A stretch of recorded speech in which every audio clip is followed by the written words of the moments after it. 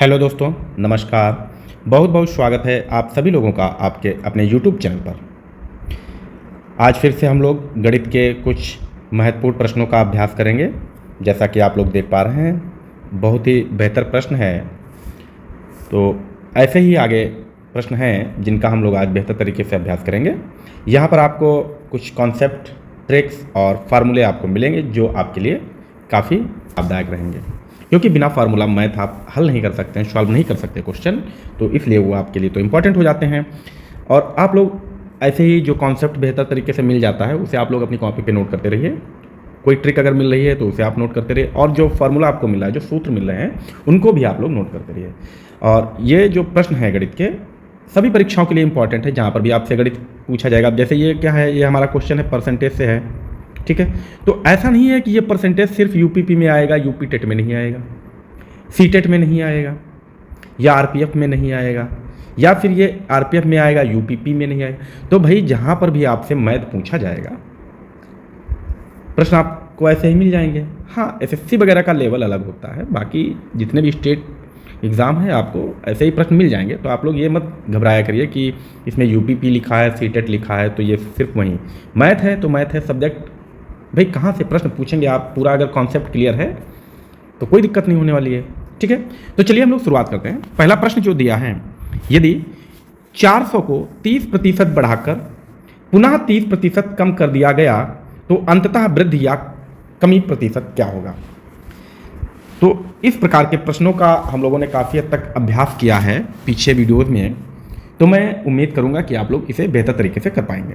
क्या इसमें 9% की वृद्धि होगी, क्या 9% की कमी होगी, या 30%, या फिर इनमें से कोई नहीं? क्या हो जाएगा इसका आंसर? तो इसका आंसर क्या हो जाएगा, देखिए, जब भी आपसे इस प्रकार का प्रश्न दिया जाए कि पहले 30% की बढ़ोतरी, फिर 30% की बढ़ोतरी, या फिर जैसे यहाँ कमी कहा गया है, कुछ भी कहा जाए, तो इसके लिए एक ही फॉर्मूला होता है, जहाँ पर हम लोग लिखते हैं एकल बट्टा निकालना, ठीक है। बट्टा का मतलब छूट, तो एकल बट्टा या प्रतिशत की बात करेंगे, एकल प्रतिशत निकालना है, वो छूट नहीं, वृद्धि भी हो सकता है। तो एकल बट्टा बराबर क्या होगा, x plus Y plus minus X Y upon 100। ये आप लोग नोट करेंगे, ये फॉर्मूला है जहां पर x पहले वाला प्रतिशत और y बाद वाला प्रतिशत होता है। तो यहां देखो, पहले कहा है 30% बढ़ाया गया, तो बढ़ाने का मतलब होगा ये प्लस किया गया हो, प्लस का होगा, है ना। फिर क्या कहा, पुनः 30% घटाया गया, तो ये क्या होगा, घटाने का मतलब होता है माइनस, तो ये माइनस का 30। फिर कहा गया कि plus minus X Y, plus या माइनस, जब एक बार कोई चीज़ बढ़ रही होगी, एक बार घट रही होगी, तो हमेशा लगेगा माइनस का साइन। तो यहाँ लिखेंगे 30 गुणे 30, और बटे में क्या होगा 100। इसको हम लोग हल कर लेंगे, ये प्लस का 30, ये माइनस का 30 कट जाएगा, 0 0 कट गया, 0 0 कट गया, ठीक। तो हो क्या गया, यहाँ पर 3 तिहाई 9, और कैसा, माइनस का, और माइनस का 9 ये दर्शाता है कि कमी हुई होगी, यानी कि 9% की कमी हुई है। विकल्प हमारा बी बिल्कुल सही हो जाएगा। क्लियर है? उम्मीद करता हूँ आपने इसे बेहतर तरीके से समझ लिया होगा, सभी लोगों ने हल कर लिया होगा। सिंपल क्वेश्चन है, कोई दिक्कत नहीं है। चलिए हम लोग अगला प्रश्न देखते हैं। प्रश्न नंबर 2, P और Q की आयु का अनुपात 3:5 है। यदि 5 वर्ष बाद उनकी आयु का अनुपात 2:3 हो जाता है तो Q की वर्तमान आयु क्या है? क्या यहाँ पर 25 वर्ष हो जाएगा, क्या 21 वर्ष हो जाएगा, 15 वर्ष हो जाएगा, या फिर 6 वर्ष हो जाएगा? यहाँ पर कौन सा विकल्प होगा, आप लोग इसको सॉल्व कीजिए। तो हम इसको किस प्रकार से हल करेंगे, माना कि P की जो आयु होगी वो कितनी होगी, तो हम लोग कहेंगे 3x। अगर हम यही कहें Q की आयु कितनी होगी, तो यहाँ 5 अनुपात है Q का, तो इसको हम मानेंगे 5x, ठीक है। अब बात कर रहे हैं कि अनुपात का, तो इसको हम लिखेंगे 3x बटे में 5x, क्योंकि अनुपात हमें दिया है, ठीक है। अब क्या करें कि 5 वर्ष बाद, यानी कि अगर 5 वर्ष बाद, तो 5 वर्ष जुड़ जाएगा, तो P की आयु 5 वर्ष बढ़ जाएगी, Q की आयु भी 5 वर्ष बढ़ जाएगी, ठीक है। हम लोग क्या कर लेंगे, इसमें प्लस कर लेंगे। 5 वर्ष बाद आयु का अनुपात क्या हो जाता है, 2:3, यानी कि बराबर कितना बन जाएगा, 2/3। क्लियर? इतना हल करेंगे। तो अब क्या करेंगे, ये 3 ऐसे और क्रॉस मल्टीप्लाई, यानी कि इसको हम लोग किस प्रकार से लिख सकते हैं, 3x + 5, गुणे में 3, ठीक है, बराबर यहाँ ऊपर 2 लिखा है, 2 लिखा रहेगा और ये नीचे का 5x प्लस 5 कहाँ आएगा, यहाँ आ जाएगा 5x प्लस 5। हमारे पास इक्वेशन बन गई। यहाँ देखो एक बार 3 की इससे गुणा हो जाएगी, दूसरी बार इससे, आप लोग ये कर लेते होंगे बिल्कुल, तो ये हो जाएगा 9x प्लस का हो जाएगा 15, यहाँ हो जाएगा 2 पंचे 10x और 2 पंचे 10, ठीक। अब हम x वाली वैल्यू एक तरफ कर लेंगे, जो x मतलब वेरिएबल, और नॉन वेरिएबल एक तरफ, यानी कि जिनमें कोई भी अल्फ़ाबेट लगा है उनको एक तरफ और संख्याओं को एक तरफ करेंगे। तो यहाँ से क्या हो जाएगा, तो यहाँ से क्या हो जाएगा, देखो 9x माइनस का 10x बराबर में 10 और ये 15 इधर आएगा माइनस, माइनस का 15। तो यहाँ से क्या हो जाएगा, इधर हम लिख रहे हैं 9 से 10 से 9 जाएगा, बचेगा x माइनस का और बराबर में बचेगा माइनस का 5, ये कट जाएगा। तो x बराबर आ गया 5, ठीक है। अब हमें क्या बताना है, तो q की वर्तमान आयु क्या है, q का अनुपात क्या है, q का अनुपात 5 है और x की वैल्यू 5 है, यानी कि 5, ये हमने माना 5x गुणे 5x की वैल्यू रखेंगे तो कितना हो जाएगा, 25 हो जाएगा। विकल्प हमारा ए बिल्कुल सही हो जाएगा। क्लियर है, उम्मीद करता हूँ आपने इसे बेहतर तरीके से समझ लिया होगा। चलते हैं हम लोग अगले प्रश्न पर। प्रश्न नंबर 3, यदि 10% प्रतिवर्ष की दर से 3 वर्ष में चक्रवृद्धि ब्याज 331 रुपये हो तो मूलधन क्या होगा। इसको हमें हल करना है। क्या 1200 हो जाएगा, क्या 1000 हो जाएगा, 1331 होगा या फिर 3000 होगा, तो क्या हो जाएगा। तो इसको हम लोग किस प्रकार से करेंगे, तो हम यहाँ पर देखते हैं कि यहाँ कहा है 10% प्रतिवर्ष। तो अगर 2 वर्ष का हम चक्रवृद्धि ब्याज निकालें तो 10 प्लस 10 गुणे 10 बटे में होगा 100, एकल बट्टा निकला तो यहाँ से निकलेगा 21, ठीक। 2 वर्ष का ब्याज 21% होगा और 3 वर्ष का क्या होगा, तो 21 प्लस 10 प्लस 21 गुणे 10 बटे में 100, तो यहाँ से कटेगा तो ये हो जाएगा 31 प्लस 21 बटे 10 और यहाँ से हम लोग कितना निकालेंगे, 310 प्लस 21 बटे में 10, ठीक। ये कितना हो जाएगा, तो आप कहेंगे 331 बटे 10, ठीक है। इतना ब्याज हो जाएगा 3 साल में, 331 बटे 10। अब 331 बटे 10% ब्याज मिला है और वो कितना मिला है, 331, यानी कि 331 बटे 10 प्रतिशत बराबर कितना है, तो कितना है, तो हम कहेंगे ये 331 है, ठीक है, 331 है। तो हम इसका 100% का निकालना है हमें, तो कैसे निकालेंगे, तो देखो 100% इसका निकालना है, तो हम लोग क्या करेंगे, इसका 100% कैसे निकालेंगे, भाई इसका 1% निकालो, तो बटे में क्या हो जाएगा, 331 गुणे में 10 और गुणे 100, यहाँ से 331 कट गया एक बार, कितना आ गया, तो 1000 आ गया, कितना आ गया, 1000, यानी कि विकल्प हमारा क्या हो जाएगा, तो आंसर हो जाएगा बी, ठीक है। क्या समझ में आया है आप लोगों को, एकल बट्टा निकाल लीजिए आप, निकल आएगा आराम से, ठीक है। प्रश्न नंबर 4, प्रश्न नंबर 4 में कहा गया है एक 6 भुजाओं वाले बहुभुज के अंतःकोणों का योग क्या होगा। यह प्रश्न भी हम लोग पिछले वीडियो में कर चुके हैं इसी पर आधारित, तो इसको बताना है कि आंसर इसका क्या होगा, क्या 540 होगा, क्या 1080 होगा, 900 होगा या फिर 720 होगा, कौन सा इसका विकल्प सही होगा। तो अंतःकोणों का योग हम लोग लिखेंगे, अंतःकोणों का योग, ठीक है। अंतःकोणों का योग क्या होता है, इसका फॉर्मूला क्या होता है, n-2 इंटू होता है 180, n-2, n की संख्या कितनी, तो हमें दी है 6, यानी कि 6 - 2 गुणे में 180 लगेगा, तो हम क्या करेंगे, 6 से 2 जाएगा तो बचेगा 4 गुणे 18, 180 और 18 चक्कू 72 और 0, यानी कि 720 अंक हो जाएगा। विकल्प हमारा डी क्लियर होगा, ठीक है, विकल्प डी हमारा सही हो जाएगा। ओके, चलते हैं हम लोग अगले प्रश्न पर। प्रश्न नंबर 5, प्रश्न नंबर 5 में क्या कहा गया है कि निम्न चित्र को देखें और POB का मान बताइए। हमें इस चित्र चित्र में देखकर इसका मान बताना, यानी कि हमें कौन सा मान बताना, ये POB यानी कि ये कोण कितना बन रहा है ये हमें बताना है, जबकि हमें इधर का कोण दिया है 75। ठीक है, तो देखो हम कोई भी जब सीधी रेखा खींचते हैं तो सीधी रेखा पर बना हुआ कोण होता है 180 अंश का। ठीक है, अब इसको इन्होंने क्या किया कि दो भागों में बांट दिया। भाई ये देखो सीधी रेखा खींची है, ये तो 180 अंश होगा, यहाँ दो भागों में बांट दिया, यानी कि 180 अंश को अगर दो भागों में बांट दिया, एक भाग इन्होंने कहा 75, तो दूसरा क्या हो जाएगा, तो दूसरा कितना हो जाएगा, 180 माइनस 75 हो जाएगा।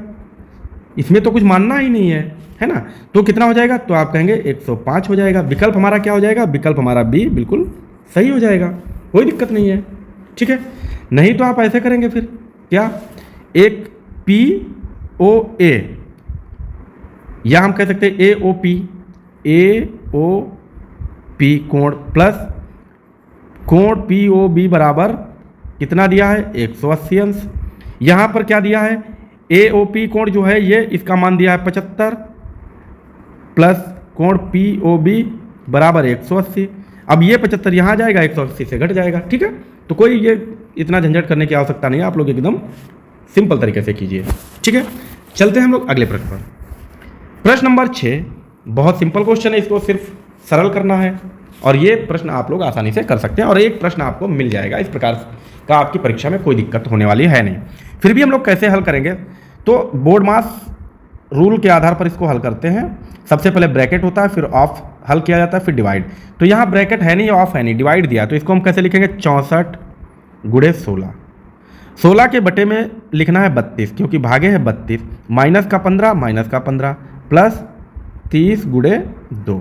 अब देखो ये संख्या पूरी 1 है, ठीक है, और ये गुणे में ऊपर 64 है, तो 32 दूना 64, क्लियर। तो 16 दूनी 32, यहाँ से आ गया 32 माइनस का 15 प्लस का 30 दूनी 60, तो 60 हो गया। अब यहाँ 15 अगर हम 60 से घटा दे तो कितना बचेगा, 45, तो 32 प्लस 45, यही हल करना है। कितना हो जाएगा, तो हो जाएगा 77। विकल्प हमारा कौन सा सही, विकल्प हमारा ए बिल्कुल सही हो जाएगा। ओके, आसानी से आप लोग कर सकते हैं, कोई दिक्कत नहीं है। हम लोग देखेंगे अगला प्रश्न।